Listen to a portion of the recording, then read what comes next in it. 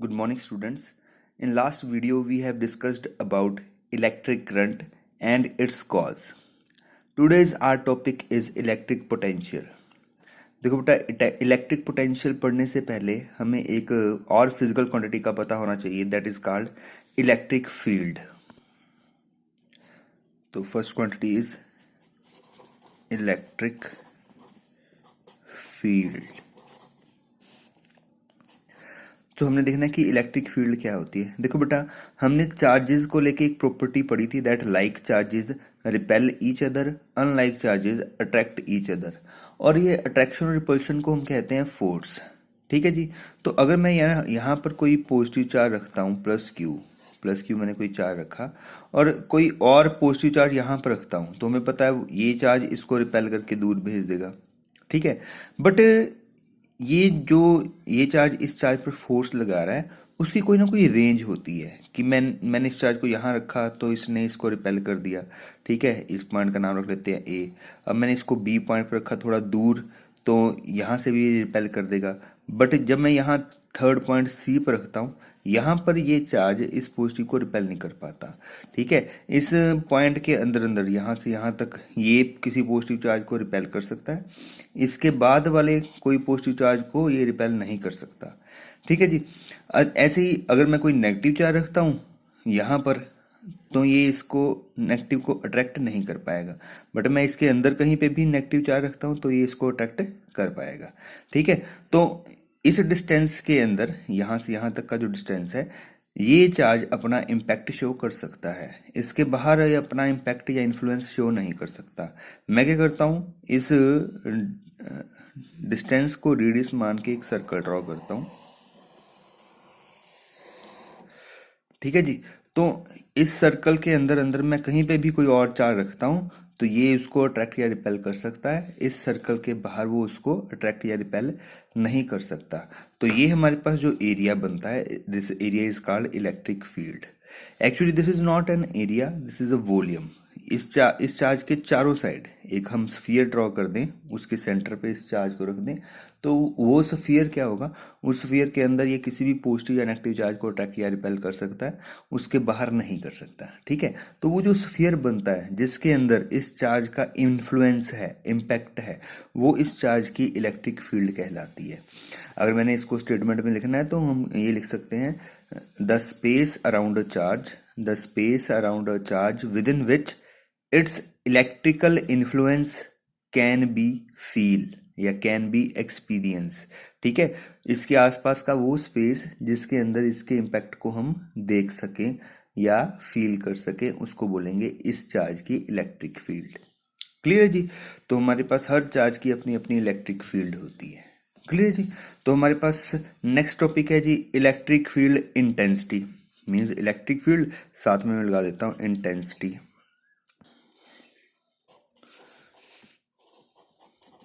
Electric field intensity ये एक other term है. एक हमारे पास टर्म है electric field, second is electric field intensity. देखो बेटा क्या फर्क है, इलेक्ट्रिक फील्ड इंटेंसिटी क्या होती है, ध्यान से समझना है. देखो बेटा, ये चार्ज किसी दूसरे चार्ज को अट्रैक्ट या रिपेल जिस फील्ड में कर सकता है उसका नाम है इलेक्ट्रिक फील्ड. इंटेंसिटी क्या होती है, देखो अगर मैं ये पॉजिटिव चार्ज है, किसी दूसरे पॉजिटिव चार्ज को यहाँ रखता हूँ, लेट दिस पॉइंट इज 1. ठीक है. और किसी और पॉजिटिव चार्ज को यहां रख देता हूं नंबर 2.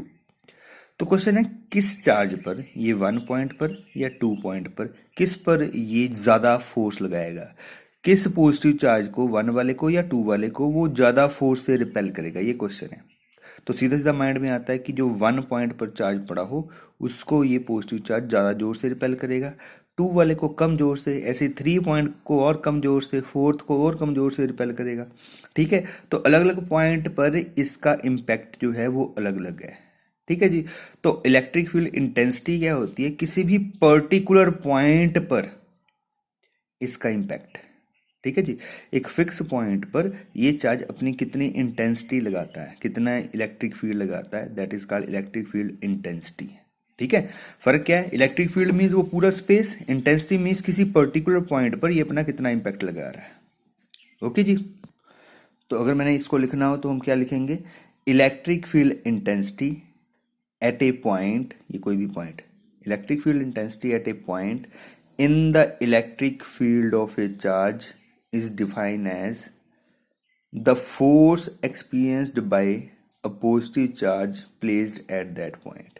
ठीक है जी, कि उस पॉइंट पर, जिस पॉइंट पर आप इलेक्ट्रिक फील्ड इंटेंसिटी डिफाइन कर रहे हो, वहां पर कोई भी पॉजिटिव चार्ज रख दो, वो इस चार्ज के कारण कितना फोर्स एक्सपीरियंस कर रहा है उसको बोलते हैं इलेक्ट्रिक फील्ड इंटेंसिटी।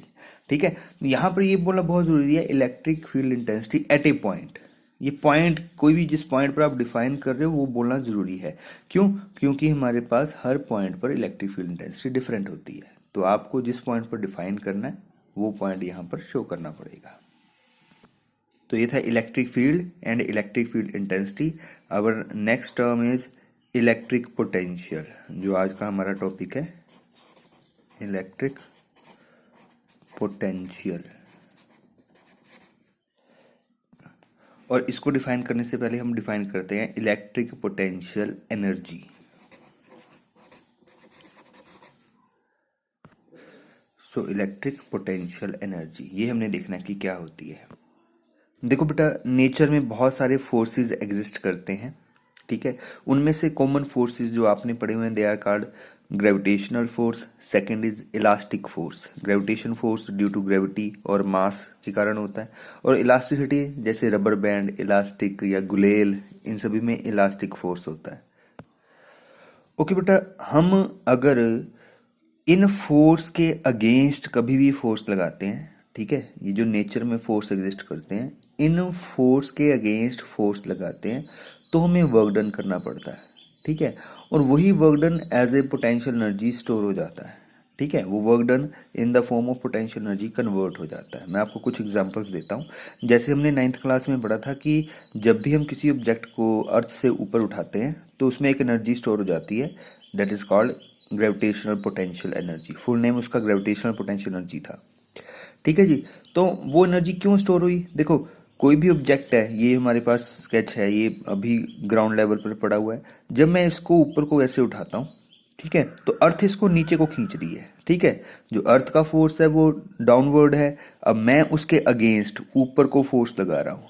ठीक है, फोर्स लगा रहा हूँ और साथ में डिस्प्लेसमेंट हो रही है, तो force into displacement is called work done, और वो सब वर्क को हम बोल देते हैं पोटेंशियल एनर्जी। अब ये पोटेंशियल एनर्जी कौन बना रहा है? अर्थ। ड्यू टू अर्थ मेरे को फोर्स लगाना पड़ रहा है, तो इसका फुल नेम हो जाता है ग्रेविटेशनल पोटेंशियल एनर्जी।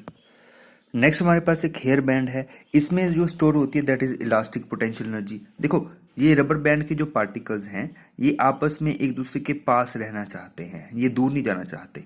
ठीक है, हम अगर इस पर फोर्स लगा के उसको उनको दूर भेजते हैं, देखो ये पार्टिकल पास रहना चाहते हैं, हम दूर को खींच रहे हैं, हम फिर से अगेंस्ट फोर्स लगा रहे हैं। ठीक है, तो जब हम अगेंस्ट फोर्स लगाते हैं और पार्टिकल के बीच में कुछ डिस्टेंस क्रिएट होता है, ठीक है, तो फोर्स इनटू डिस्टेंस, फिर से हमारे पास वर्क डन हुआ, और ये वर्क डन हमारे पास फिर से as a potential energy store हो जाता है। ठीक है, इसका नाम होता है इलास्टिक पोटेंशियल एनर्जी। क्लियर है जी? तो वो इलास्टिक पोटेंशियल एनर्जी की वजह से ये वापस आ रहा है। ठीक है जी, क्लियर है? और बन कैसे रही है? क्योंकि मैंने इलास्टिक फोर्स के अगेंस्ट एक्सटर्नल फोर्स लगाया था, इसको बाहर को ऐसे खींचा था। ठीक है, तो यहाँ पर हमारे पास पोटेंशियल एनर्जी बनी, जिसका नाम है इलास्टिक पोटेंशियल एनर्जी। क्लियर है जी? तो पोटेंशियल एनर्जी कब बनती है? जो हमारे नेचुरल फोर्सेस हैं उनके अगेंस्ट हम फोर्स लगा के कुछ डिस्प्लेसमेंट कर दें तो पोटेंशियल एनर्जी बनती है। ठीक है, और जो भी उसका कोज होता है उसके कोरस्पॉन्डिंग पोटेंशियल एनर्जी का नाम पड़ जाता है। तो अभी मैंने आपको पोटेंशियल एनर्जीज की दो example the. One is called elastic potential energy, second is called gravitational potential energy. तो थर्ड हमारे पास कौन सी एनर्जी है? That is called electric potential energy. ठीक है जी, तो देखो बेटा, इलेक्ट्रिक पोटेंशियल एनर्जी में हम एनर्जी कैसे बनाएंगे? हम यहाँ पर दो सिमिलर चार्जेस का यूज करेंगे। ठीक है, जैसे हमारे पास कोई भी एक पॉजिटिव चार्ज है, ठीक है, ये दूसरे पॉजिटिव चार्ज को अपने पास नहीं आने देता, we know they repel each other, और ये इसको कहां तक रिपेल करके भेज देगा? अपनी इलेक्ट्रिक फील्ड के बाहर। ठीक है, तो ये चार्ज इसको अपनी इलेक्ट्रिक फील्ड के बाहर रखता है। ठीक है, बट अब हम क्या करें? देखो, ये बोल रहा कि नहीं बाहर जाओ। अगर मैं क्या करूं, इस चार्ज पर अपना एक्सटर्नल फोर्स लगाऊं, FEXT लिख देता हूं, ठीक है, और इसको यहां से उठा के यहां ले आऊं, ये इस पॉइंट पर ले आऊं पॉजिटिव चार्ज पर। ठीक है, तो मैंने एक्सटर्नल फोर्स लगाया और डिस्प्लेसमेंट भी हुई। ठीक है। तो फोर्स इनटू डिस्प्लेसमेंट क्या होता है, वर्क डन, ठीक है। तो यहाँ पर एक वर्क डन होता है, उस वर्क के कारण यहाँ पर फिर से पोटेंशियल एनर्जी बनती है। देखो ये फिर से एक नेचुरल फोर्स है, इसको बोलते हैं हम इलेक्ट्रिक फोर्स या कूलम फोर्स, ठीक है। तो ये इस चार्ज को रिपेल कर रहा था, ठीक है, ये नेचुरल फोर्स है, बट मैंने एक्सटर्नल फोर्स लगा के इस चार्ज को इसके अगेंस्ट कंप्रेस किया, ठीक है। तो जब मैं इसको कंप्रेस कर रहा हूँ तो मेरे को वर्क डन करना पड़ रहा है, that work is called potential energy. और यहाँ पर चार्जेस ये पोटेंशियल एनर्जी बना रहे हैं, ड्यू टू चार्जेस बन रहा है, तो इसका नाम बन जाता है इलेक्ट्रिक पोटेंशियल एनर्जी। हम सिमिलर चार्ज भी सपोज कर सकते हैं कि मेरे पास पॉजिटिव चार्ज है, दूसरा नेगेटिव चार्ज है, ये दोनों एक दूसरे के साथ जुड़ के बैठेंगे because they attract each other, ठीक है। अब मैं क्या करूं, देखो अब इसका फोर्स, ये पॉजिटिव चार्ज इसको इंटरनल डायरेक्शन में फोर्स लगा रहा है, अब मेरे को अगेंस्ट फोर्स लगाना है, तो मैं इस नेगेटिव चार्ज को बाहर की तरफ खींचूंगा, ठीक है। तो जब मैं इसको एफ एक्सटर्नल इधर को लगाऊंगा फोर्स, ठीक है, और ये डिस्प्लेसमेंट होगी, तो फोर्स इनटू डिस्प्लेसमेंट फिर से वर्क डन, और फिर से हमारे पास पोटेंशियल एनर्जी बनेगी, इसका नाम होगा electric potential energy. So electric potential energy को अगर हमने डिफाइन करना है, इसकी डेफिनेशन इंपॉर्टेंट है, पेपर में कई बार पूछ ली जाती है, तो हमने ध्यान से सुनना है इसकी डेफिनेशन क्या है।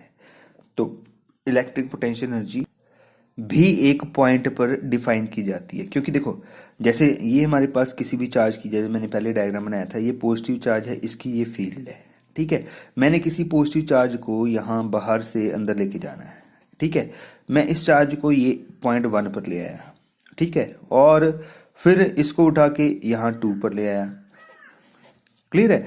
तो कहाँ किस पॉइंट पर ज्यादा वर्क डन होगा, 1 पर या 2 पर, तो ऑब्वियसली 2 पर ज्यादा वर्क डन होगा, क्यों, क्योंकि एक तो डिस्प्लेसमेंट भी ज्यादा है, यहां से यहां तक डिस्प्लेसमेंट कम और यहां से यहां तक डिस्प्लेसमेंट ज्यादा, तो जिधर ज्यादा डिस्प्लेसमेंट ज्यादा वर्क डन, क्योंकि वर्क का फार्मूला क्या होता है, फोर्स इनटू डिस्प्लेसमेंट, ठीक है। और दूसरी बात, मैं इस चार्ज के जितना पास जाऊंगा फोर्स भी इंक्रीज करता जाएगा, तो फोर्स भी बढ़ रहा है, डिस्प्लेसमेंट भी बढ़ रही है, दोनों क्वांटिटीज बढ़ रही हैं, तो वर्क डन भी बढ़ता है। तो अगर मैंने इलेक्ट्रिक पोटेंशियल एनर्जी को डिफाइन करना हो, तो फिर से वही बात दोबारा, electric potential energy at a point in the electric field of a charge is defined as the amount of work done in bringing a unit positive charge from infinity to that point. Clear है, दोबारा बोल रहा हूं, the electric potential energy at a point in the electric field of a charge is defined as the amount of work done in bringing a unit positive charge from infinity to that point। मेरे को पता है यहाँ पर आपको कुछ चीजें नहीं समझ आई हैं अभी, तो उसको समझने की कोशिश करते हैं। देखो बेटा, तो पहले मैंने यहाँ पर एक वर्ड बोला है पॉइंट चार्ज। देखो पॉइंट चार्ज का मीनिंग क्या होता है, point charge is smallest charge, बहुत छोटा चार्ज है, ये हमने कंसिडर करना है। छोटा चार्ज क्यों कंसिडर करना है, देखो बेटा, अगर मैं ये चार्ज को स्मॉल रखता हूं और इसको यहां से यहां तक लेके आता हूं, तो ये चार्ज उसको रिपेल करेगा। अगर ये चार्ज बड़ा होगा तो बड़े चार्ज को मैं यहां से इधर लेके आऊंगा, ये बड़ा चार्ज रिपेल करके इसको दूर भगा देगा, ठीक है, ये अपना इम्पैक्ट इस पर लगा देगा, तो ये तो भाग जाएगा, पोटेंशियल एनर्जी कैसे बनेगी, ठीक है।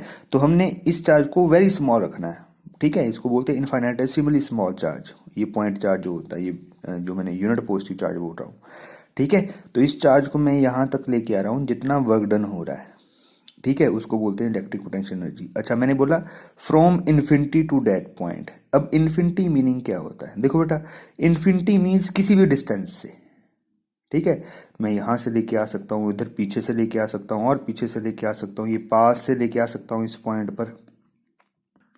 बट आपके मन में अब दूसरी बात आएगी, क्या, कि अगर मैं किसी पॉजिटिव चार्ज को ये ए पॉइंट से ये बी पॉइंट पर लेके जा रहा हूं, तब हमारे पास force into displacement work done बनेगा। बट अगर मैं ये सी पॉइंट से बी पॉइंट पर चार्ज को लेके जा रहा हूं, ठीक है, तब वर्क डन डिफरेंट नहीं होगा, क्लियर है। तो अगर ये वर्क डन डिफरेंट होगा तो मेरी डेफिनेशन गलत हो जाती है, क्लियर है।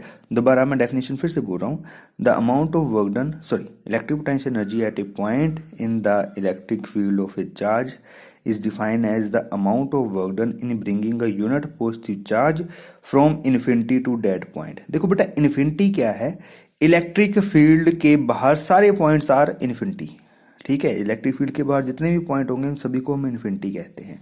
बट अगर सारे पॉइंट इन्फिनिटी हैं तो ये भी इन्फिनिटी हुआ, ये भी इन्फिनिटी हुआ, तो यहाँ से यहाँ तक का वर्क डन डिफरेंट होना चाहिए, यहाँ से यहाँ तक का वर्क डन डिफरेंट होना चाहिए, क्योंकि डिस्प्लेसमेंट अलग अलग है। बट ऐसा नहीं है। ऐसा क्यों नहीं है? देखो बेटा, जो मैं पहले आपको बता चुका हूं कि पोटेंशियल एनर्जी तब बनती है जब हम किसी फोर्स के अगेंस्ट फोर्स लगाएं। अब ध्यान से देखो, मैं इस चार्ज को यहां से इधर लेके आ रहा हूं, ठीक है, तो इलेक्ट्रोस्टैटिक फोर्स जो है, इस चार्ज का फोर्स है जो वो कहां से स्टार्ट हो रहा है? वो यहां से स्टार्ट हो रहा है, ठीक है, क्योंकि इसके बाहर बाहर तो ये फोर्स लगाता ही नहीं है। वो कहां से फोर्स लगाना स्टार्ट करता है? इस लाइन के अंदर, ठीक है, बाहर नहीं लगाता।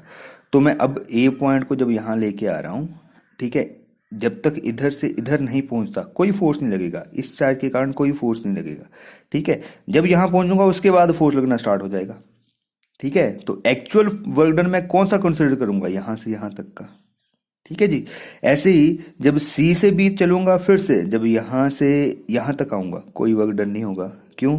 ये फोर्स नहीं लगा रहा, ठीक है। और फोर्स लगना कहाँ से स्टार्ट होगा? इधर से, तो फिर से वर्क डन यहाँ से यहाँ तक वाला काउंट होगा। क्लियर है? तो अगर मैं चाहे ए से बी पर आऊं, चाहे सी से बी पर आऊं, जो हमारे पास वर्क डन है वो इक्वल होता है। क्लियर है? इसलिए हमारी डेफिनेशन में है from infinity to that point, क्योंकि वर्क डन हम वहां से कंसिडर करते हैं जब वो इलेक्ट्रिक फील्ड में एंटर किया, वहां से। क्लियर है? ठीक है जी। तो ये हमारे पास कंसेप्ट है इलेक्ट्रिक पोटेंशियल एनर्जी। अच्छा, तो ये तो थी इलेक्ट्रिक पोटेंशियल एनर्जी। अब इलेक्ट्रिक पोटेंशियल क्या होता है? देखो बेटा, एक छोटी सी मैं आपको एग्जांपल देता हूँ। यहाँ पर मैंने चार्ज रखा हुआ है 100 कूलम, 100 कूलम ऑफ चार्ज ये पॉइंट पर पड़ा हुआ है, और इसको मैं, ये पॉइंट ए है, इसको ले गया बी पॉइंट पर, यहाँ से इधर, ठीक है। हमें पता है कि वर्क डन यहाँ से लगना स्टार्ट होगा, और यहाँ से यहाँ तक हम क्या करेंगे? वर्क डन निकालेंगे, वो इलेक्ट्रिक पोटेंशियल एनर्जी हमारे पास आ जाएगी। अच्छा, वो इलेक्ट्रिक पोटेंशियल एनर्जी, इसको यू से लिखते हैं, सपोज वो आ रही है 1000 जाउल। क्लियर है? तो मैंने क्या किया, 100 कूलम ऑफ चार्ज को ए से बी तक लेके गया, तो मेरे पास एनर्जी बन रही है 1000 जाउल। क्लियर है? बट अब मैं बोलता हूँ कि 100 कूलम नहीं, 1 कूलम को लेके आना है ए से बी, तो कितनी एनर्जी बनेगी? तो हमें पता है, इसको 100 से डिवाइड कर दो तो बनेगी 10 जाउल। अब मैं इसको 10 जाउल नहीं लिखूंगा, क्योंकि मैंने 100 से डिवाइड किया है, मीन्स 100 कूलम से डिवाइड किया है, तो 10 जाउल पर कूलम। क्लियर है? 10 जाउल पर कूलम। अब ये एक unit charge, means 1 coulomb of charge या 1 यूनिट ऑफ चार्ज के लिए जो एनर्जी निकलती है उसका नाम होता है इलेक्ट्रिक पोटेंशियल। क्लियर है? जितने मर्जी चार्ज ले आओ, उसके लिए जो एनर्जी बनती है that is electric potential energy. पर कूलम ऑफ चार्ज या पर यूनिट ऑफ चार्ज के लिए जो हमारे पास एनर्जी होती है उसका नाम होता है इलेक्ट्रिक पोटेंशियल। और यहां से ही, इसी फार्मूला से इलेक्ट्रिक पोटेंशियल का फार्मूला डिफाइन होता है। देखो, ये क्या था? Work done. वर्क को हम क्या कहते हैं? पोटेंशियल एनर्जी भी है, इलेक्ट्रिक पोटेंशियल एनर्जी, इसको हम क्या कर सकते हैं? Work done. और किससे डिवाइड किया? चार्ज। चार्ज को किससे लिखते हैं? कूलम से। तो पोटेंशियल का फॉर्मूला क्या बनता है? Work upon charge. और वर्क अपॉन चार्ज से इसकी यूनिट क्या बनेगी? जाउल पर कूलम। और इसका दूसरा यूनिट है वोल्ट। ठीक है जी। तो इलेक्ट्रिक पोटेंशियल क्या होता है? अगर हमने एक यूनिट पॉजिटिव चार्ज को या पर यूनिट चार्ज को इन्फिनिटी से दूसरे पॉइंट तक लेके आना है। क्लियर है? तो ये है हमारे पास इलेक्ट्रिक पोटेंशियल। ठीक है जी। अच्छा, इसके साथ ही एक मिलती जुलती टर्म होती है पोटेंशियल डिफरेंस। ठीक है, उसको भी इसी डायग्राम में समझना है। पोटेंशियल डिफरेंस क्या होता है? देखो बेटा, मेरे पास एक 1 कूलम ऑफ चार्ज है, ये पॉइंट ए पर पड़ा हुआ है। ठीक है, मैं इसको यहां से उठा के लेके आता हूं इस पॉइंट बी पर। ठीक है, और मेरे को पता है कुछ एनर्जी लगेगी। सपोज ये एनर्जी लग रही है 20 जाउल, यहां तक लेके आने के लिए एनर्जी लग रही है 20 जाउल। ठीक है, अब मैं इसको अदर पॉइंट यहां पर ले आता हूं, let this point is C. ठीक है, और यहां पर एनर्जी लग रही है, टोटल एनर्जी यहां से यहां तक बन रही है 50 जाउल। ठीक है, दोबारा मैं ए से बी पर लेके आता हूं तो 20 जूल बनती है, ए से सी तक लेके आता हूं तो 50 जूल बनती है। अब क्वेश्चन है कि बी से सी तक आने के लिए कितनी एनर्जी बनी? मैंने बी से सी तक जाना है, point positive unit positive charge को लेके बी से सी तक जाना है, तो कितनी एनर्जी बनेगी? तो ऑब्वियसली कितनी बनेगी? 50 माइनस 20 30 बनेगी। ठीक है, तो बी से सी तक जाने के लिए 30 एनर्जी बनेगी।